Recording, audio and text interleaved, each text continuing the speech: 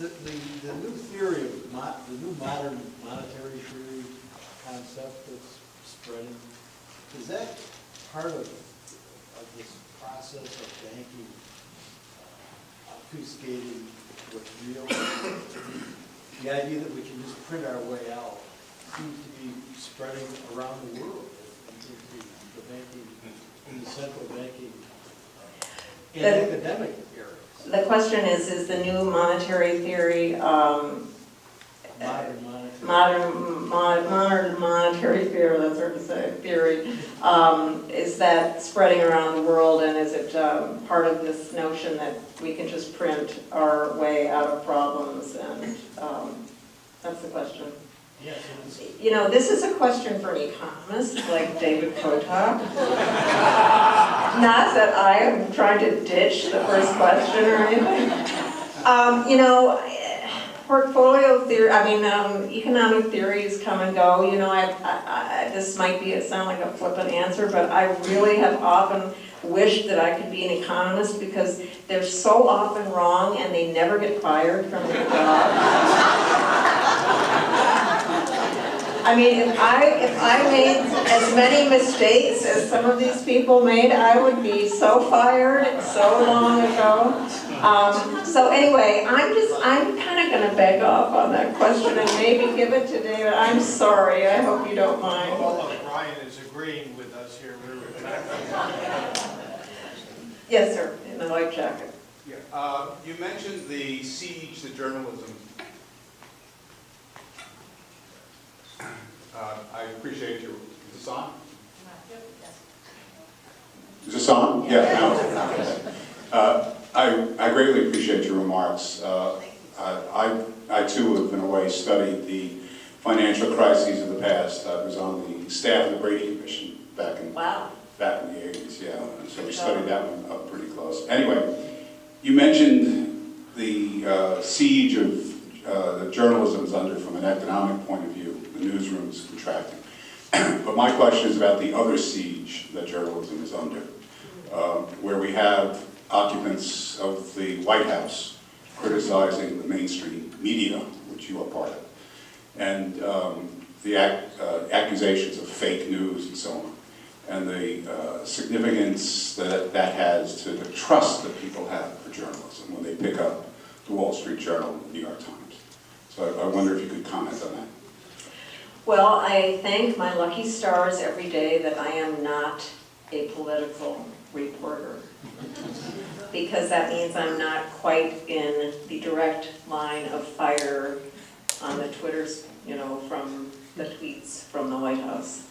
I think it is very damaging. I think that the notion that journalists are promulgating fake news, that journalists are the enemy of the people. This is very dangerous. This is very, very dangerous talk. And we really haven't seen it in this country for quite a while. And so it's jarring and it's really dispiriting because it's coming at a time when the business is under siege. And so it is coming at us from so many different angles. I think that it's unfortunate that some members of the media do take a more of a political opinion and add that into their writing. And that does contribute to, and I'm not talking about the editorial page, which that is their job and their duty to do, talking about news reporters. I think there has been a tendency to view the current situation as reason to forget about our old thesis that we were going to just call balls and strikes on what was going on in the world. And so you had a sense that you had to take on an opinion and put it in your reporting. I think that is also very dangerous to do because that is really not the role of a news reporter. So I think that the language, the attacks, the assaults that journalists have become under in this country is very upsetting, and it is damaging to the trust that people have. But I also believe that some journalists are doing their own damage to that trust by becoming too involved politically in their reporting. So there's problems on both sides, and I just hope that we can get to a point where journalism is respected for its job. I mean, there are a lot of people out there in the world who are very powerful who don't seem to understand that the journalist's job is not to be a part of the spin machine. I encounter this a lot in my work, that CEOs or high-level executives seem surprised when I ask tough questions. Part of this is that they're in a bell jar situation where everybody just says yes to them all the time, and they're not used to people saying no or what the hell are you doing. But I just feel like we're in a really sinister period. Do you see anything happening to counterattack that, to reverse or stop that onslaught? I mean, what can you do? You can't shut down the president's Twitter feed. I mean, you have to earn the trust, okay? I mean, we have to earn the trust of our readers every day with every story, okay? So just because we have a very high profile, very, volatile and voluble person attacking us all the time does not mean that we can be for 1 minute less vigilant about accuracy, fairness, and truth in our reporting.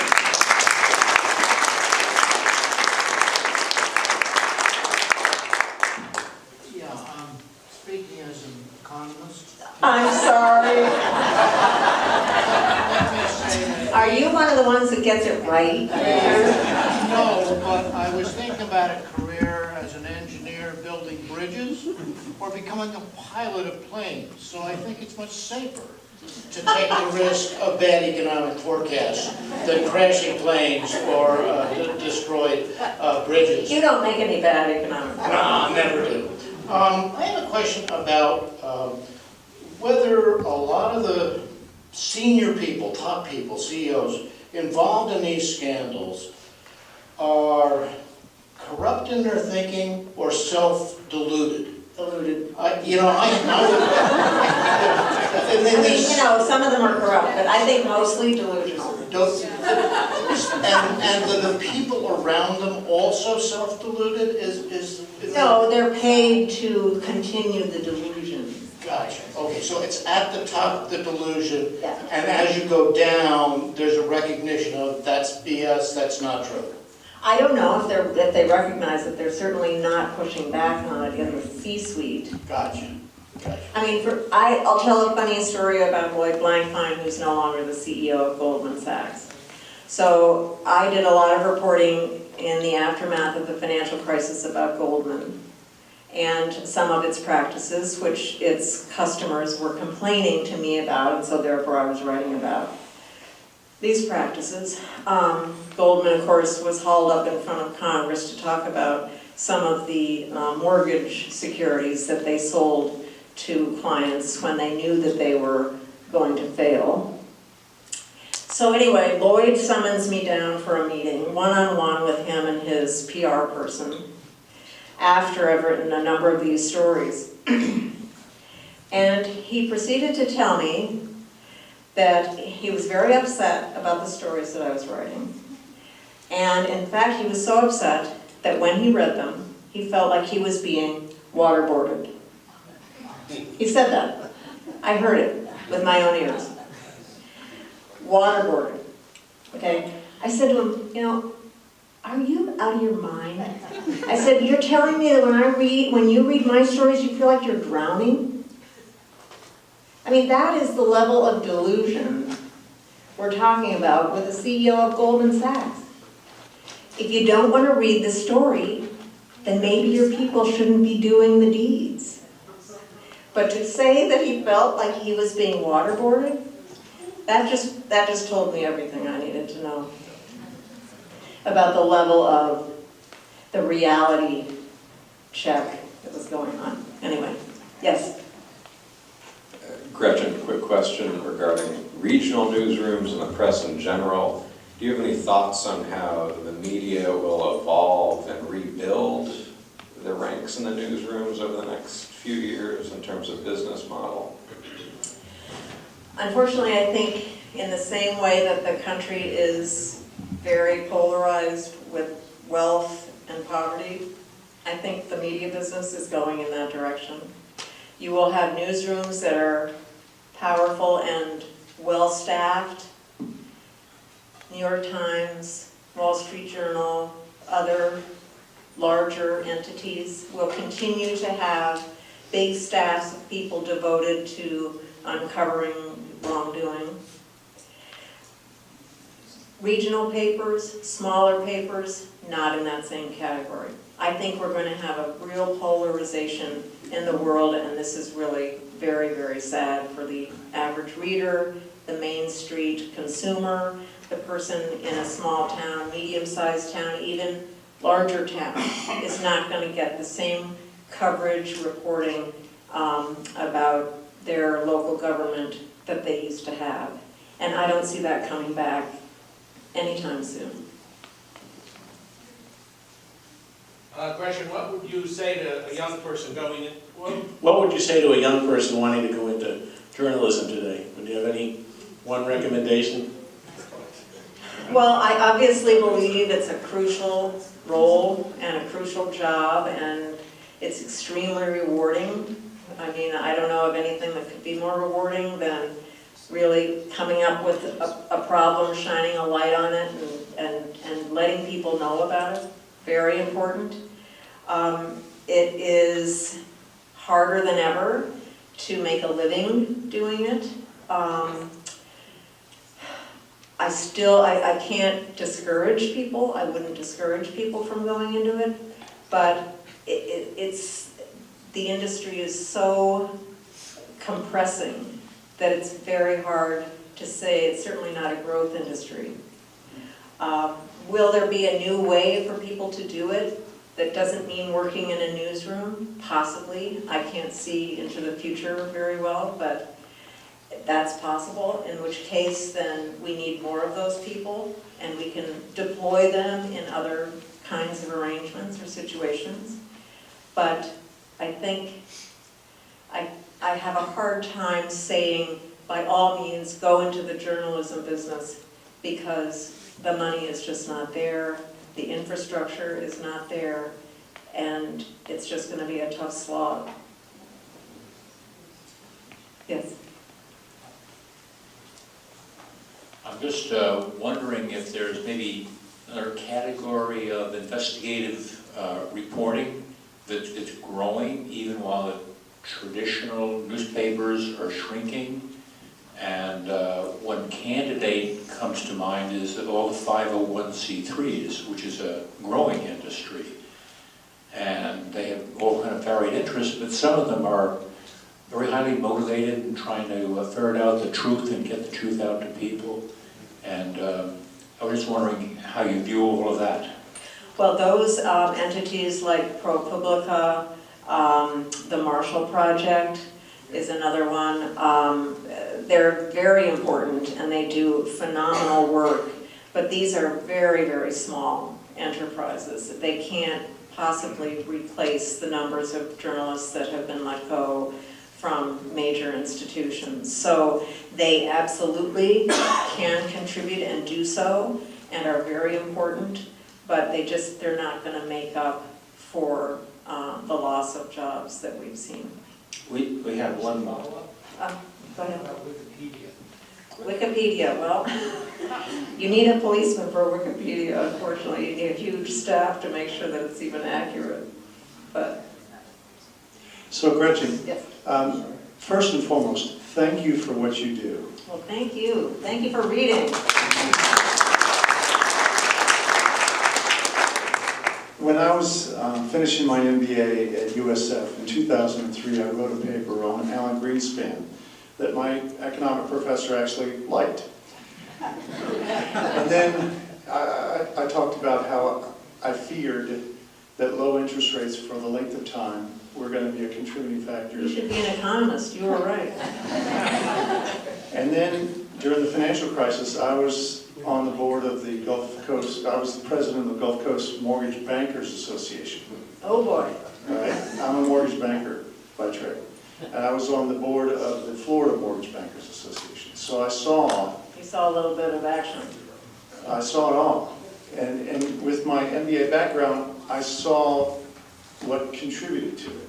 So I applaud you for being the voice of holding people accountable, because I feel that that was a major contributing factor to the economic crisis. Now, certainly we heard earlier today how oil prices spiked, and that was a contributing factor as well. There's many things.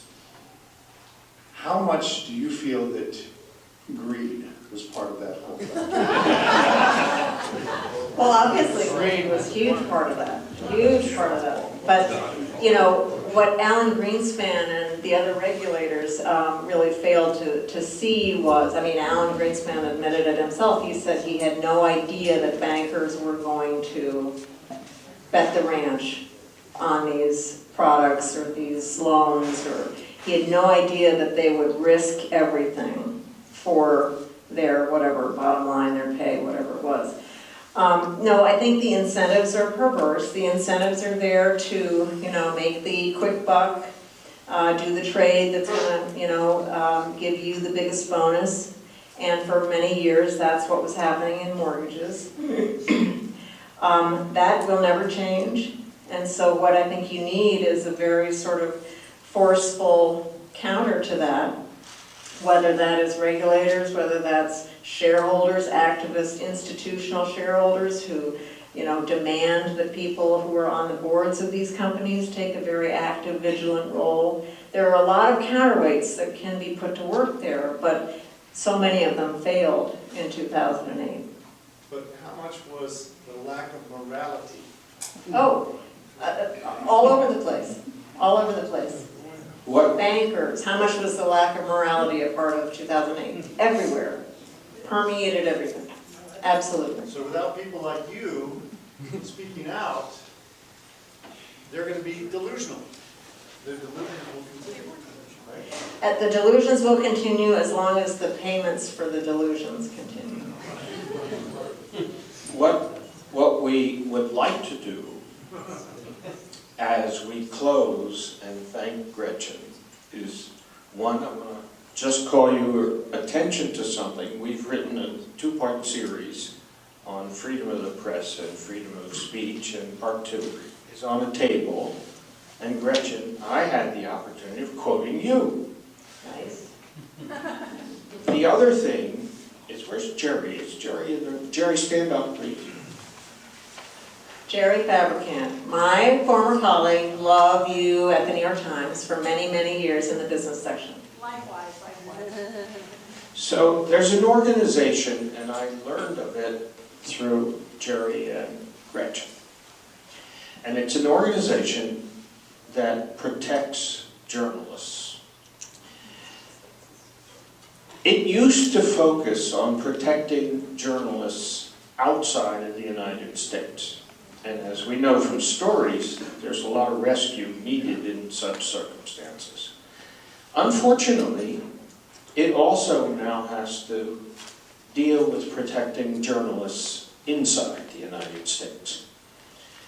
And Gretchen has agreed to ship a box of her famous book. I got one of the first copies, paid for it, got her to sign it. Sign them. You're asked to contribute $8, the cost of the book, to the committee to protect journalists. Now, Or more.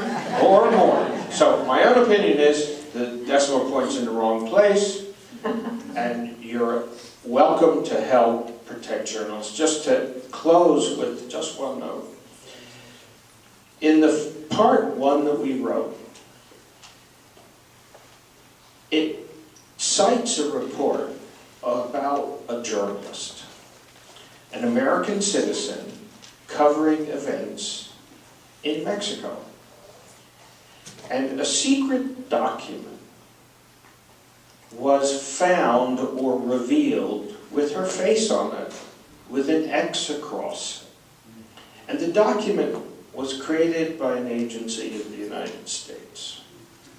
And for me, that said, one, disclosure happened, and it happened because of journalism which was willing to take the risk to do it. And two, every one of us needs to know about it and then think about how we might be threatened by it. So Gretchen has agreed to sign copies of her book. There's a reception in the courtyard.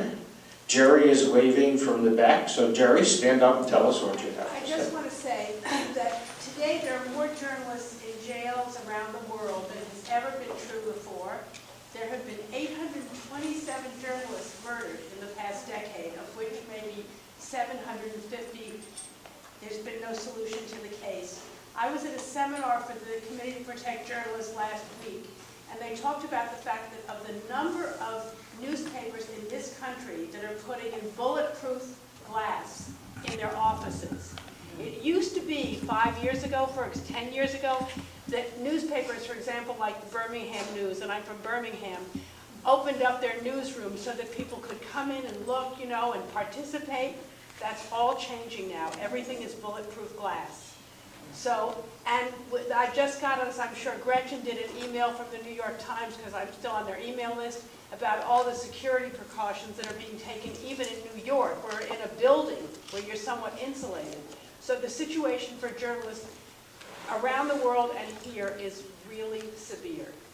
Thank you, Jerry. Gretchen will sign books. We'll have a little reception. You're invited to help protect journalists. This wonderful university which supports the free exchange of ideas. Thank you, Karen, and everybody associated with USF. And the Global Interdependence Center, which is a neutral convener of dialogue. I hope you enjoyed today's dialogue. Please thank Gretchen Morgenson. Thank you.